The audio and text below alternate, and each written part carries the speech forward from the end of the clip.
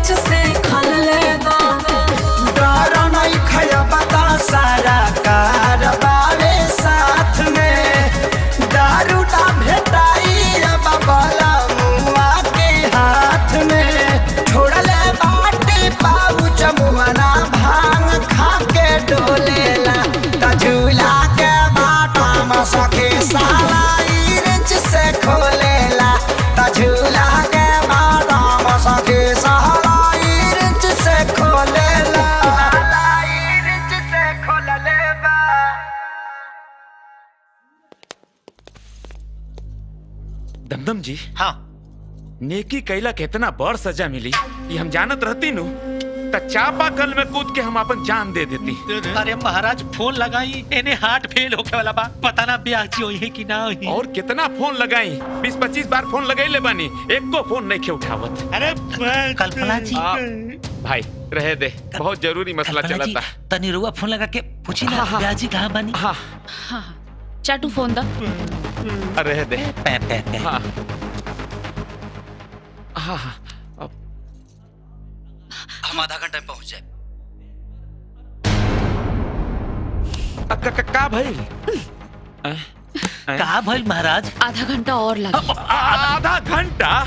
Public उधर टमाटर और जूता के बारिश कर दी, पिटाई जाई हमनी सन। अरे आज मुँह आती है सर, बमकुल बड़े सो। दमदम जी एक काम करता नहीं, हमनी ना ऑडियंस में जाके शामिल हो जाते नहीं, कि पहचानी ना कि हमनी के ऑर्गेनाइजर बनी। दमदम जी। जी जी जी।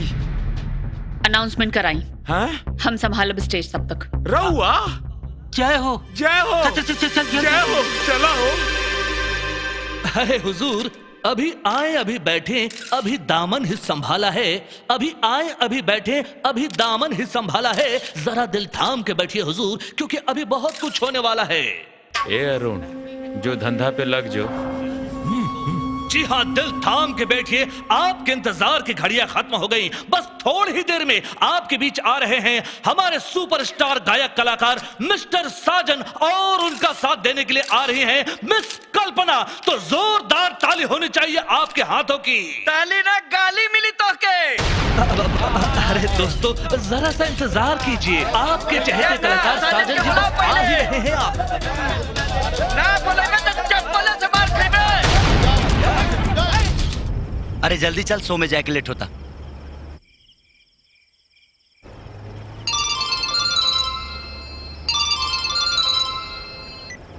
हेलो। हेलो साजन भैया। हाँ तोहरा माई के सांप काट ले बा। का? जल्दी मरते घरे आ जा तू। क्या बोलता? Hello hello hello hello hello. Phone भी डिस्चार्ज हो गई। चल जल्दी से गाड़ी घुमाओ। रवा लोगन के कल्पना के प्यार भरा नमस्कार। बहुत जल्द आप लोगन के इंतजार खत्म होके वाला बा और साजन जी बहुत जल्द यहाँ आवे वाला बाड़न। तब तक हम एक गाना आप लोगों के सामने पेश कर रहल बानी। करे आजा हमसे मोहब्बत सनम, ए दिल बाटे तो के। अरे दुखी आत्मा बंद कर। ए दिल अपना सब कर रोई बुका। क्या साजन के भेजे? ए कल्पना जल्दी से साजन के बुलावा ना तो चप्पल से मार फेंकूं। मारो भाई। साजन के बुलाओ। साजन के। स्टॉप है। चलिए यहाँ से। माई माई माई का भइल बेटा? माई का भइल? माई हाँ ठीक तो बाड़े ना?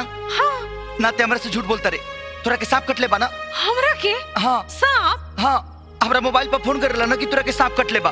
अरे बच्चों कोनो गलत नंबर आइलो खिरे। हम तो एकदम ठीक बानी। ना ते झूठ बोलता रे। कैसे मन पे नाच के दिखाई? रुक। ए अब ठीक?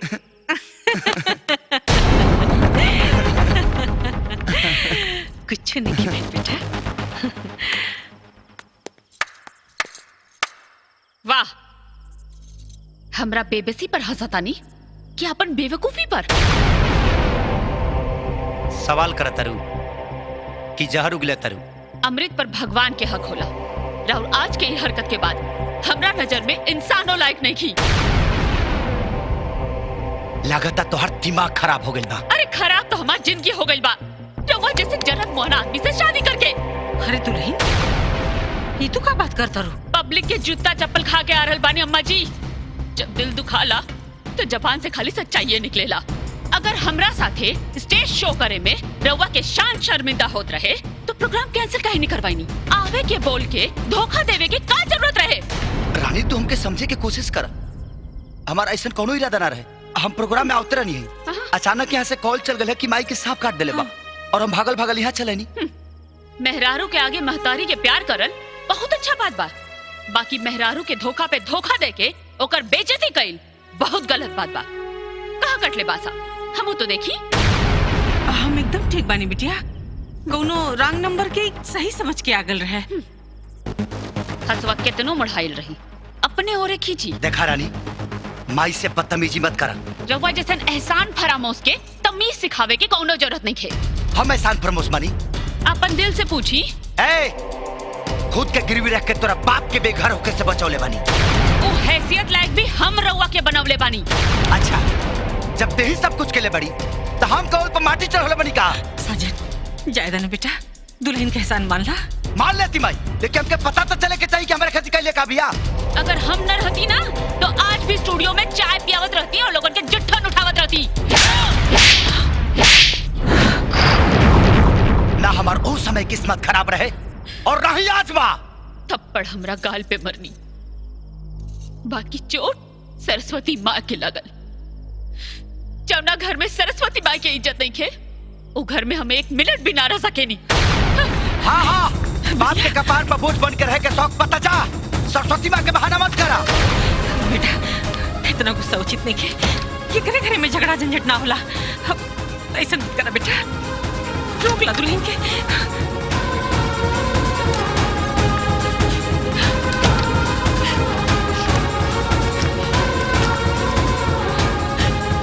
रुक जा दुल्हन। हम जाए भाई, पता तो चले कि जौन औरत अपना पति के इतना बेइज्जत करके जाती है ओकर बाप ओकर कितना इज्जत कराता। नहीं बेटा दुल्हन।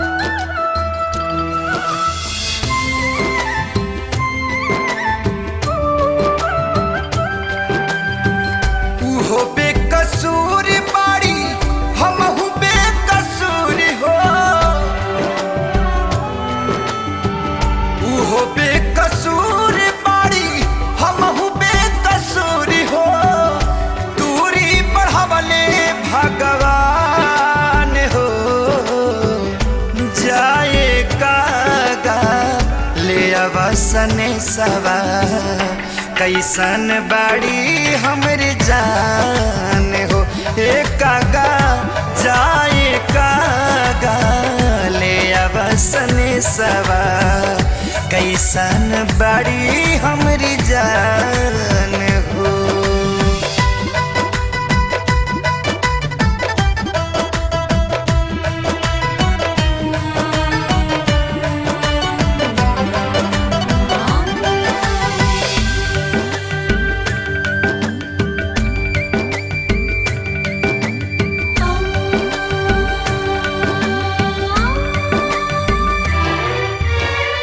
डेग जब बढ़ावाली चौकठ से जान हो लागे कि निकाल जाई देही से परान हो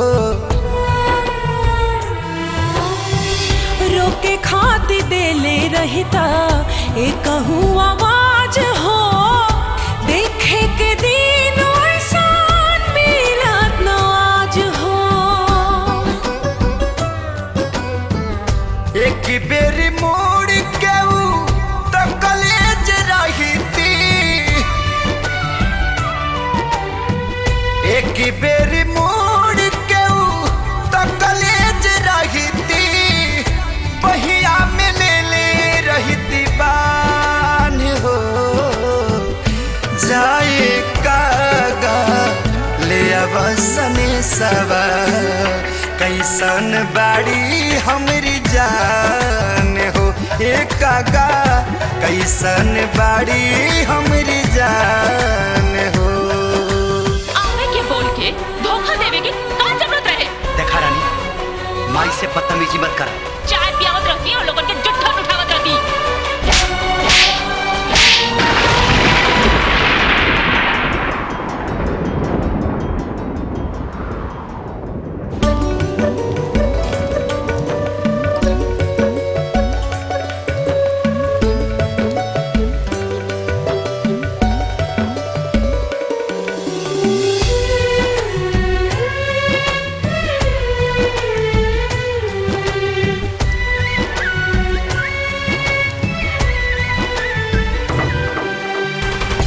का जाने खुशी हमार कहवा पराई गईला के बाद कर कमी बुझाई